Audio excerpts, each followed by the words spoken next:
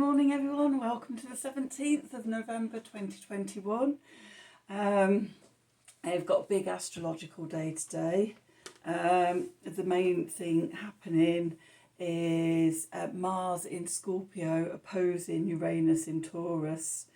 I've talked before about sort of on Saturday we had Mercury opposing Uranus, and then one day last week, I can't remember off the top of my head, the 10th I think it was, we had Mars and Mercury conjuncting each other in Scorpio. So we've got this opposition between Mars in Scorpio and Uranus in Taurus. Before that we've got the moon going into Taurus, and then later on in the day we've got the moon squaring Saturn. So when the moon goes into Taurus from Aries are very me, myself, I, energy, putting ourselves at the centre of everything. As it moves into Taurus, it's about slowing down, it's about grounding, thinking about our values, our inner resources and our material earthy existence. Okay, so the Mars opposing Uranus could sort of hit you from very inspirational to quite sort of shocking. So at the highest vibrational energies, it can be inspirations that come in that are surprises or come in from left field. It's like, oh, didn't expect that to happen. And it's like, oh wow, that, and allowing you to move forward with your ideas and taking action and things. At the other end, at the lowest vibrations, it can sort of make you sort of angry and reactionary and shocking, and aggressive, the lower vibrations of the energy. So we try and aim for the higher vibrations. Okay, and then when the moon squares Saturn, it's about sort of responsibility, it's about obstacles and restrictions and sort of limitations being placed on us.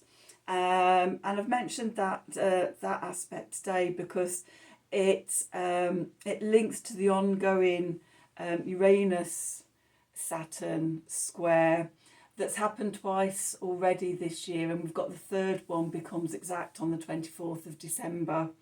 And that is really, at its most basic level, it's a fight between the old paradigms and restrictions and the Saturnian energies of obstacles and limitations and responsibility, squaring the new paradigms, the radical new ideas and things coming out of left field and the new. So this whole year, that's been the major sort of aspect, repeating on and off. And now as we go into December, we're going to hit the third one before Saturn moves ahead in Aquarius. And although they come close to it next year, they don't actually form an exact square. So it could be, well, I've got quite a lot going on today. And if you really want to know how this is going to affect you, I would recommend sort of having a natal chart drawn up, or there's lots of sites on the internet where you can get free natal charts and things. And having a natal chart done is a good idea because it will show you where these aspects and these transits are taking place in your own chart. So as I said before, I said on Saturday with the Mercury-Uranus opposition, the Scorpio is my second house of inner resources and values and material earthly stuff. Deep dive into all of that for me with it being Scorpio. And also I've got my South Node there as well, and also Neptune in retrograde. So I've come into this life not knowing if I'm coming or going, if I'm sane or insane, what's enlightenment and what's delusion. It's taken me 50 odd years to work with that one, and who knows if I've come to the right conclusion yet. But anyway, that's what I've brought into this lifetime, and I'm moving towards my North Node in Taurus, being much more grounded, and actually grounding all the secret knowledge, the scorpionic ideas, in using them, making my living out of them with the Scorpio hidden knowledge and things, as what I'm moving towards and bringing in. Hence one of the reasons why I'm here doing this as a way of doing that, and plans to expand it as I go forward. So yeah, looking at where all this stuff hits in your natal chart, which house it's in, and which sign of the zodiac is ruling, or signs, because you can have more than one sign of the zodiac in a house. So for me, for example, my 4th house starts in Capricorn and then goes into Aquarius. So starting off sort of building and sort of using and being very much in the Capricornian energies, but then evolving into the Aquarian energies. So yeah, if you want to dive deeper into all of this, the first step I would say is to get a natal chart, and to learn how to read that, and it will give you much more awareness. So with all that said, let's see what these energies bring in today. I've decided I'm going to use the Wild Unknown Tarot for the Uranian energies. Bit of left field, bit of, oh, wasn't expecting that, that's a bit wild. And then I'm going to use my Mystical Shaman deck, a bit more of the scorpionic energies, and spiritual side of things. So we're going to start off with seeing what do we need to know for this day, the 17th of November 2021, with all the planetary stuff going on that I've just talked about. What's the Spirit want to say to us? What do we need to know for today? How can we utilise the energies of today for our highest and greatest good?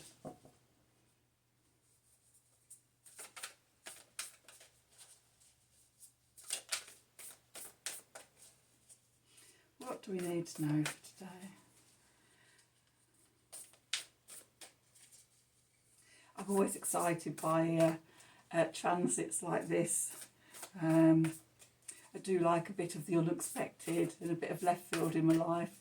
I learnt long ago in my spiritual journey that sort of whenever you think something's going to hit one way, it's it can either come through like this or like that, or maybe it comes through like this.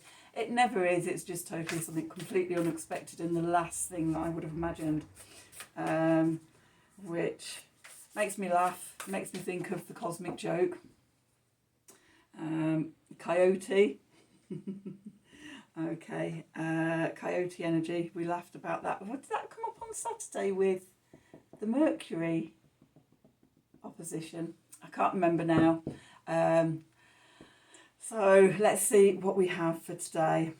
Okay, so at the bottom of the deck we have the Serpent, shedding old skins, Kundalini energy, standing in our vulnerability. Okay, then we have the Circle. Can be about completion. It always also reminds me of the Medicine Wheel.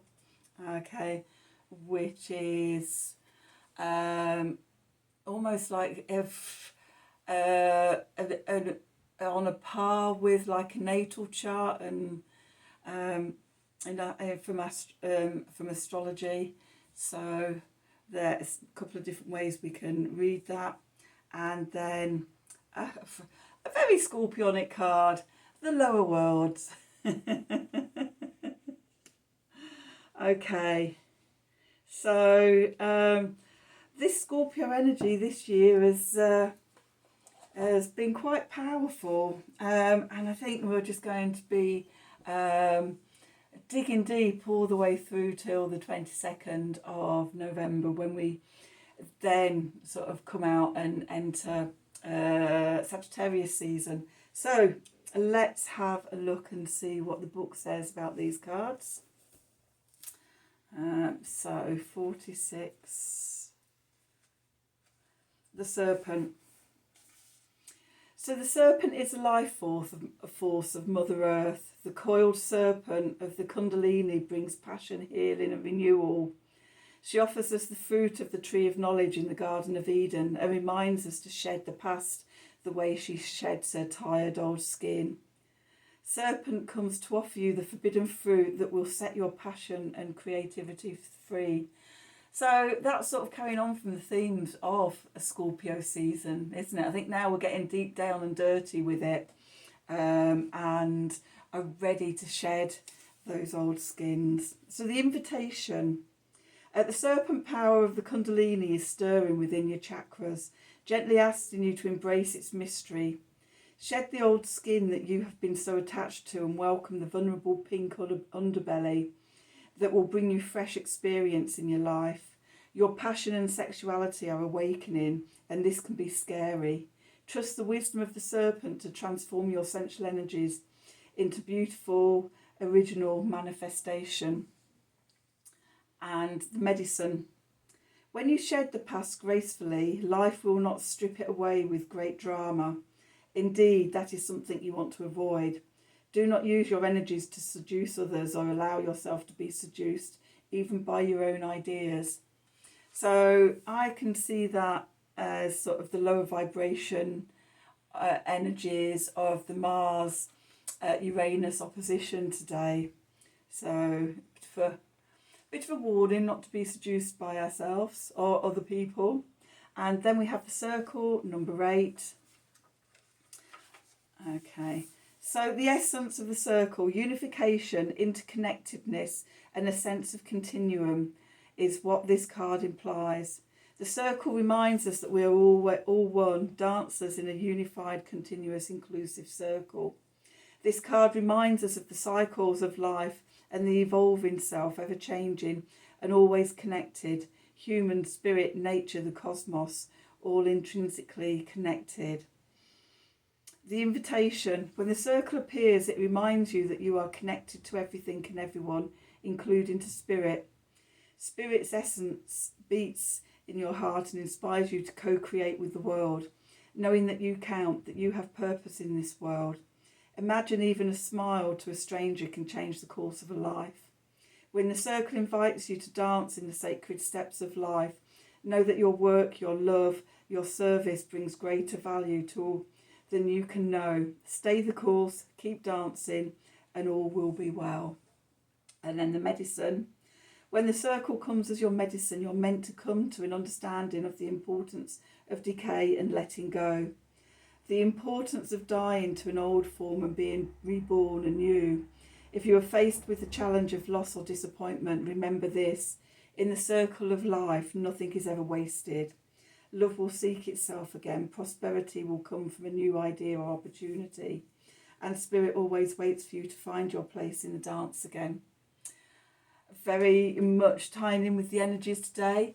And also what I was talking about yesterday when I was talking about the completion of the cycle and the victories and the karmic readjustments, and then you go up a level.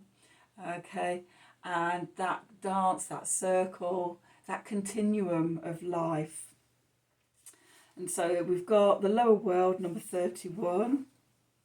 Let's see.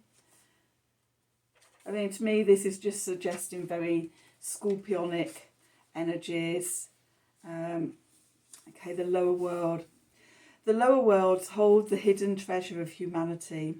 It is a place of rich and fruitful darkness where we can find the disowned parts of ourselves and the abandoned aspects of our psyches.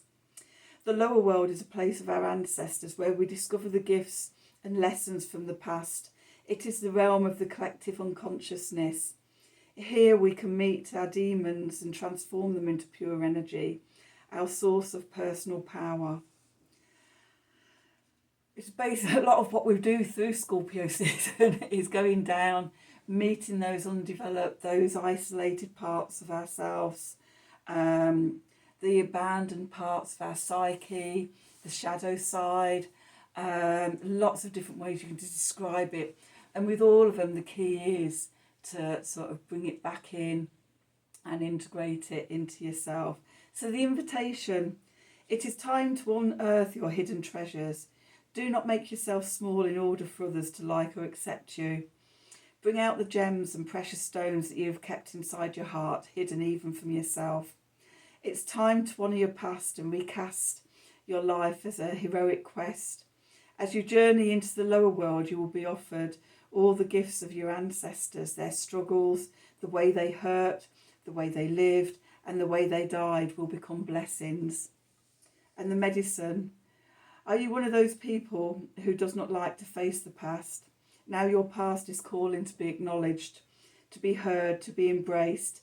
The only way to become unstuck is to honour everything that has transpired in your life. Reflect on the lessons learned and move on. If you bear witness to your past and then learn its lessons, it will stop haunting you. As you embrace its gifts, you will recover a missing part of your soul.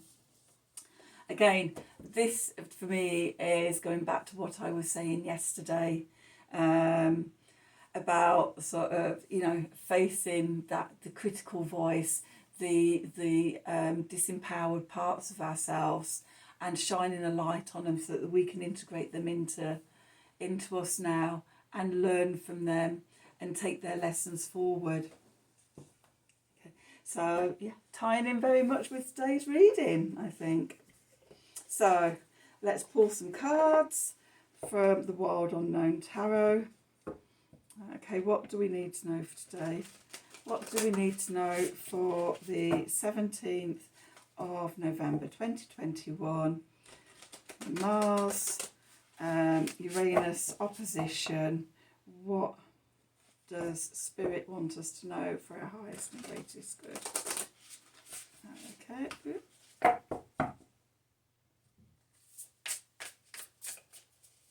What do we need to know for today? What messages are there? Okay. What do we need to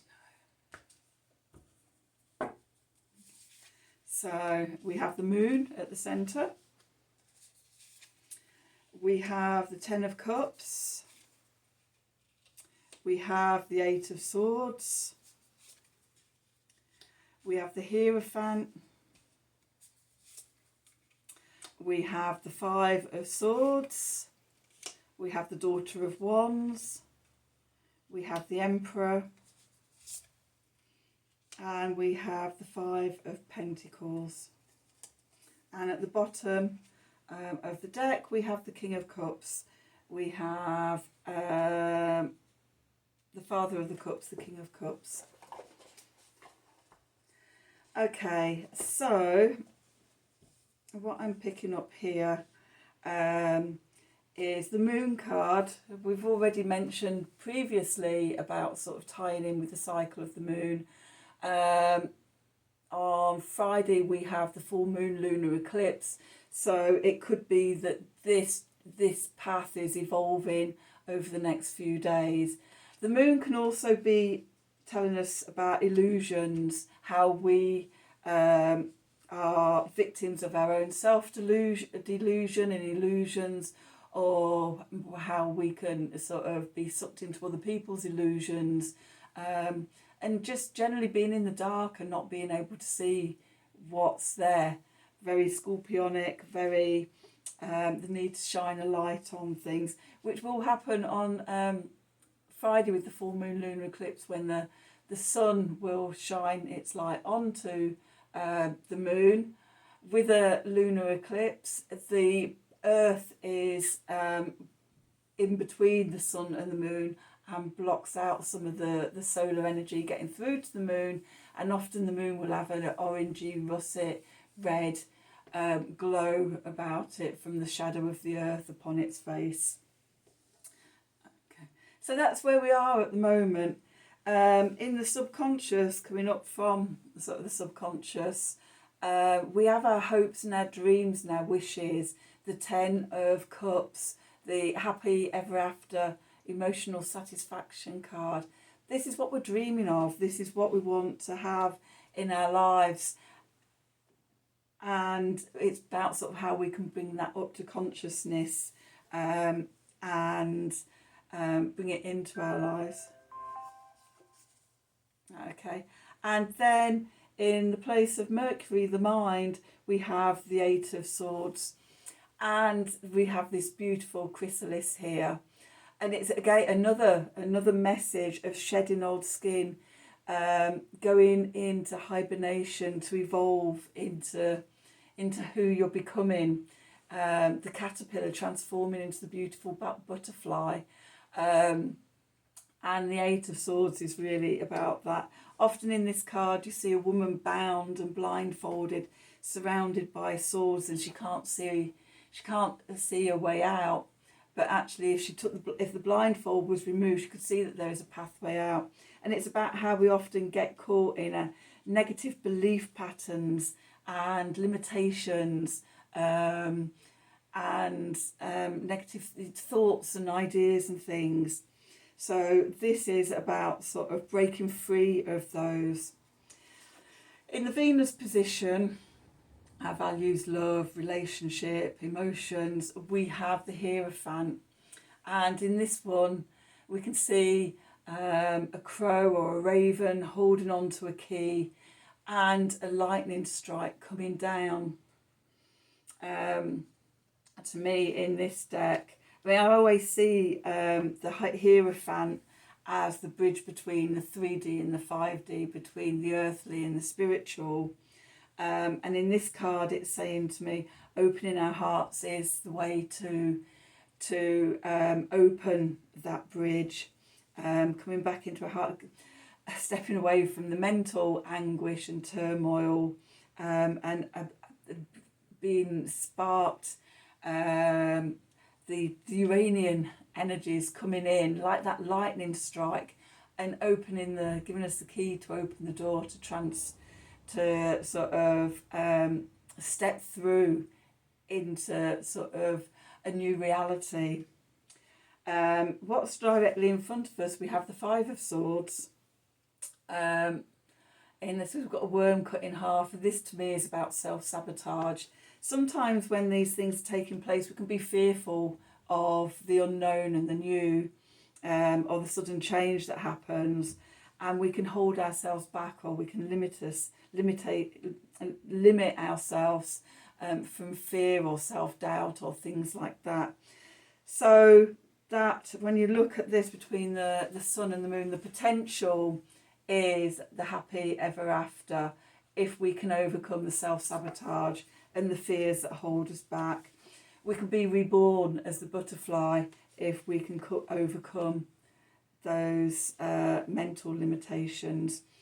What's working for us is we've got the Daughter of Wands or the Page of Wands, new inspiration and new desires, new passion coming in, this digging deep, this lightning strike of Uranian energies firing towards Mars, taking action, our creativity, being inspired, our will, our determination to cut through all the old stories and the old patterns. What's working for us? We have the Emperor, and I love the solar eclipse at the top of the card, which says to me we have a solar eclipse in Sagittarius on the 3rd or the 4th of December. So this could take until then to resolve itself. But the Emperor for me is about self-mastery, okay, which is what we're working towards within this reading. This is just today is the next step on that journey, and we're faced with the challenge of, dare we step onto that next stone? Okay, we don't know where the path is going, but we can develop self-mastery over ourselves. What's holding back? what's holding us back is in the Saturn position is the Five of Pentacles. And this card is speaking to me about sort of, we've got the red, the root chakra. We've got this flower hasn't been able to, this rose hasn't been able to flower fully before it's losing its energy. Look at the head to being turned over. It's lost its energy, and it's dying to itself before its time. It missed the opportunity to grow and to blossom into a butterfly. So, and this again, how we self-sabotage ourselves, how we cut ourselves short, we make ourselves small. We're frightened to allow our light to shine through, often because of other people's opinions, critical of don't get too big for your boots. Oh my God, what makes you think you can do that? We sometimes we don't even need to let other people cut us down, because we've already got those critical voices going on in our own head that cut us down before anybody else can. So yeah, we've got this energy today about sort of whether sort of we can step forth into the unknown and to open up and flower and bloom, or whether we're going to self-sabotage and hold ourselves back. Only you know what you're going to do. The overall energy of the reading is we've got the King of Cups, and the King of Cups is very stable in his emotions, that love, self-love, and being heart-centered, and trusting ourselves, and knowing that we trust in our intuition, and being able to sit in our emotions and things, especially when there's lots of negative mental energy around waiting to cut us down. If we come back to our heart, if we're stable in our heart, if we trust ourselves, then we can